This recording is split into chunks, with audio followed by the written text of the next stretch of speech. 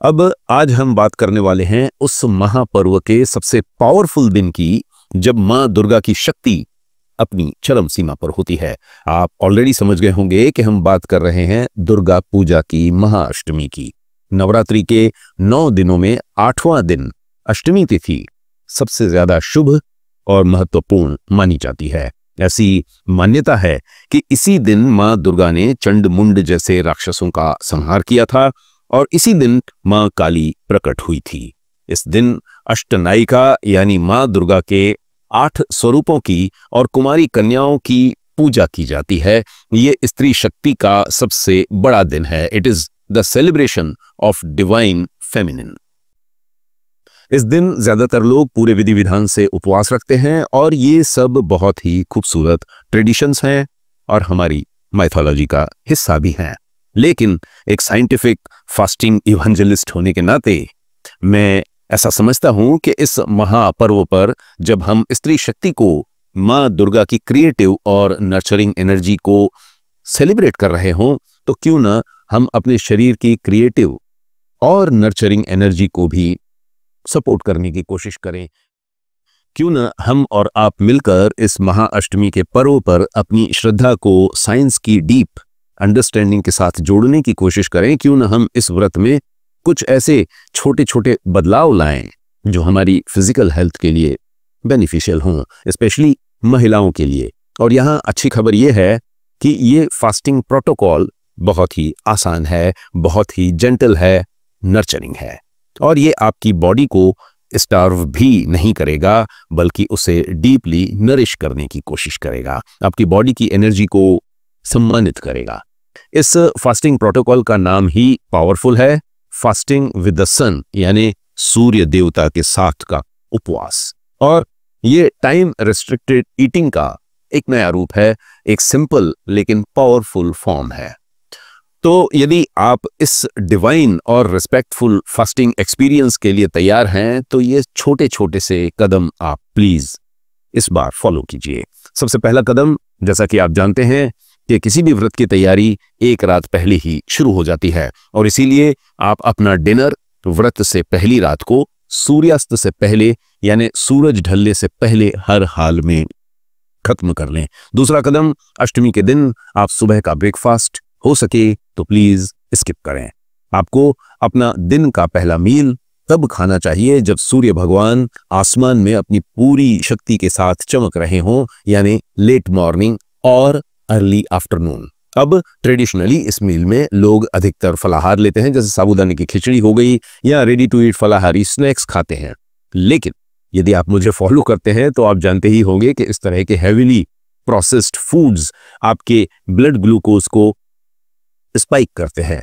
तो हालांकि ज्यादातर लोग ये खाते तो रहते हैं, लेकिन मैं आपको कुछ अलग रिकमेंड करूंगा। इनके अलावा इस मील में आप एक बड़ा बाउल दाल और उसके साथ ब्राउन या रेड या ब्लैक राइस साथ में खाएं, या फिर आप ज्वार या बाजरे की रोटी के साथ कोई हरी सब्जी खा सकते हैं।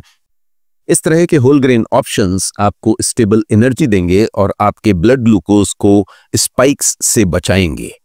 तीसरा कदम, आपको अपना दिन का दूसरा और इंसिडेंटली आखिरी मील शाम को सूरज ढलने से पहले, यानी सनसेट से पहले खा लेना चाहिए।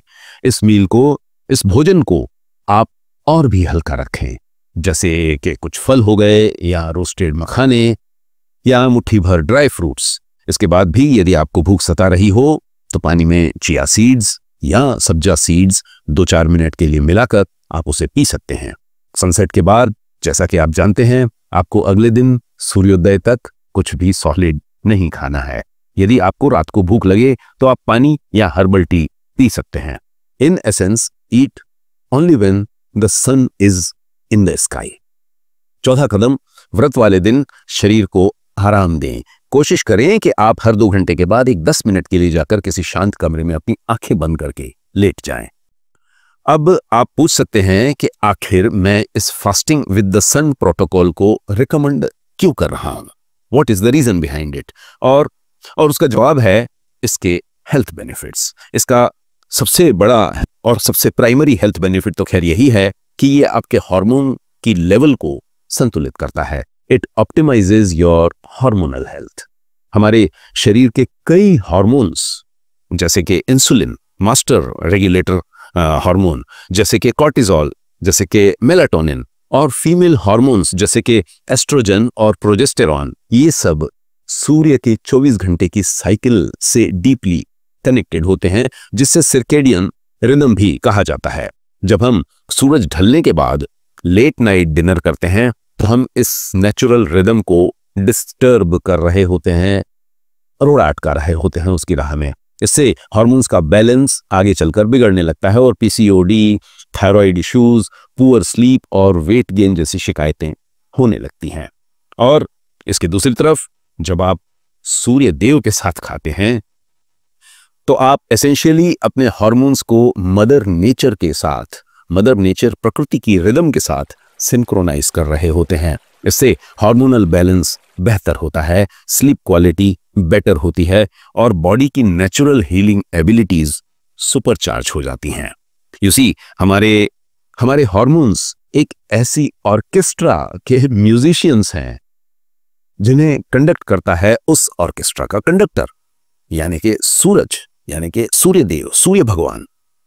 जब कंडक्टर यानी कि सूर्यदेव अपना बैटन नीचे करते हैं, यानी कि जब सूरज शाम को ढल जाता है, तो म्यूजिशियंस को सिग्नल मिलता है कि अब सॉफ्ट और कामिंग म्यूजिक बजाना है, यानी बॉडी में स्लीप और रिपेयर के हार्मोन्स को रिलीज करना है। लेकिन यदि आप देर रात को खाना खाकर कंडक्टर के सिग्नल्स को इग्नोर करते हैं तो आप ऑर्केस्ट्रा में जबरदस्त गड़बड़ी क्रिएट कर देते हैं। कुछ म्यूजिशियंस लाउड और एनर्जेटिक म्यूजिक बजाने लगते हैं, आपकी बॉडी के कुछ ऑर्गन्स इंसुलिन और स्ट्रेस हार्मोन्स रिलीज करने लगते हैं। तो इन सब के चलते आपकी बॉडी का पूरा रिदम आउट ऑफ सिंक हो जाता है।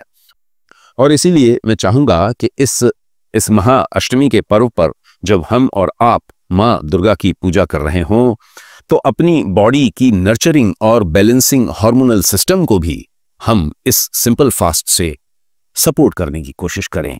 इसके अलावा स्पिरिचुअलिटी के लेवल पर भी एक बात कहना जरूरी है, और वो ये कि जैसा कि आप जानते हैं कि अक्सर जब लोग माँ दुर्गा के सामने हाथ जोड़कर खड़े होते हैं तो वे बाहरी दुनिया की चीजें मांगते हैं, एक बेहतर कार, शायद एक बड़ा घर, अच्छे हॉलीडेज।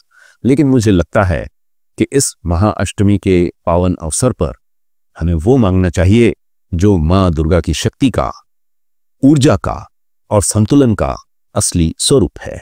इस अष्टमी हम माँ दुर्गा से कार नहीं मांगे बल्कि कार चलाने की हिम्मत और हर रास्ते पर सही गलत का निर्णय लेने वाली क्लैरिटी ऑफ थॉट मांगे। हम उनसे घर नहीं बल्कि घर को घर बनाने वाला प्रेम, पेशेंस और रिश्तों को संभालने वाला इमोशनल बैलेंस मांगे। हम उनसे दुनिया की दौलत नहीं बल्कि वो इंटरनल स्ट्रेंथ मांगे जो हमें जीवन के हर उतार चढ़ाव में संतुलित रख सके, डिसिप्लिन में रख सके। ये वो दौलत है जिसे कोई भी छीन नहीं सकता, जिसकी कोई कीमत नहीं लगा सकता, क्योंकि जब आपके पास शक्ति होगी तो सफलता, कार, बंगला, गाड़ी, ये सब बाई प्रोडक्ट्स की तरह आपके आगे पीछे चले आएंगे। अब यहां मैं जानता हूं कि सूरज बदलने के बाद नहीं खाने का ये आइडिया सोशल गैदरिंग्स और फैमिली डिनर्स की वजह से थोड़ा सा चैलेंजिंग लग सकता है, और इसीलिए यदि आपके मन में इसे लेकर कोई भी प्रैक्टिकल डिफिकल्टी हो या कोई शंका या सवाल हो तो प्लीज कमेंट बॉक्स में आप उसे पूछ सकते हैं। मैं आपके हर सवाल का जवाब देने की कोशिश करूंगा।